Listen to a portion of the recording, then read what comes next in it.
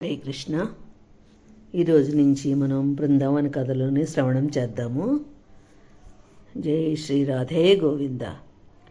ఒక వృద్ధ మహిళ రైలులో ప్రయాణిస్తూ నిశ్శబ్దంగా కన్నీళ్లు కారుస్తూ కూర్చుంది. ఆమె పక్కన కూర్చున్న ఒక యువకుడు ఆవిడ బాధను గమనించి ఏమైందో తెలుసుకోవాలని వినయంగా పలకరించాడు.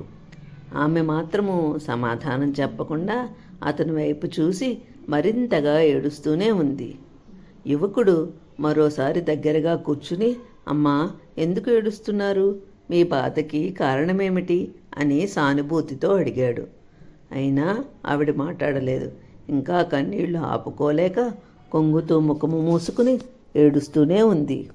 యువకుడు ఓర్పుగా మళ్ళీ అడిగాడు, అమ్మా, చెప్పండి, నేనేమైనా సహాయం చేయగలిగితే తప్పకుండా చేస్తాను. దయచేసి ఏడవకండి. అప్పుడు ఆ ముదుసలి తన చేతిలో ఉన్న చిన్న సంచిని చూపిస్తూ దానిని తెరవమని సైగ చేసింది. యువకుడు సంచిని తెరిచి చూడగా అందులో సువాసన వెదజల్లుతున్న ఒక వస్త్రము, 4 పేడాలు, 200 రూపాయలు, అలాగే ఒక చీటీ కనిపించాయి. అతనికి ఏమీ అర్థం కాక ఆశ్చర్యంగా ఆమె వైపు చూశాడు. ఆమె చీటీని చదవమని సూచించింది. యువకుడు చీటీని తెరిచి చూడగా విషయం అర్థం కాక మళ్ళీ ఆమె వైపు చూశాడు. అప్పుడు ఆ వృద్ధ మహిళ తన కథను చెప్పడం ప్రారంభించింది. నేను వృద్ధురాలిని.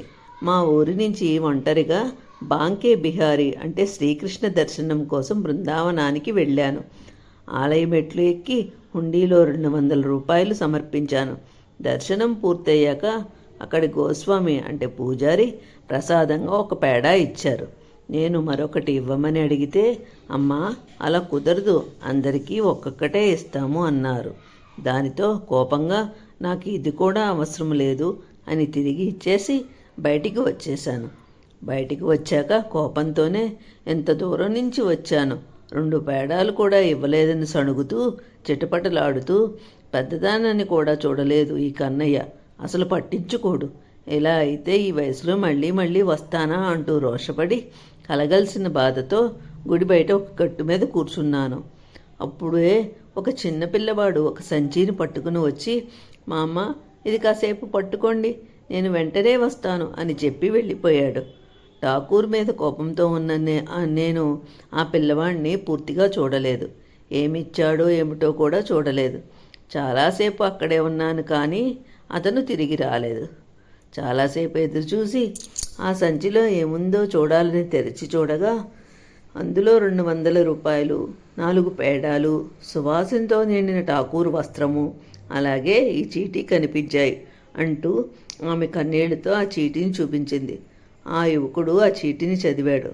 అందులో ఇలా రాయబడి ఉంది, మా అమ్మ, నీకు ఎన్ని కావాలంటే అన్ని పేడాలు ఇస్తాను, కానీ నా మీద కోపపడకు, మళ్ళీ మళ్ళీ నన్ను చూడడానికి రావాలి.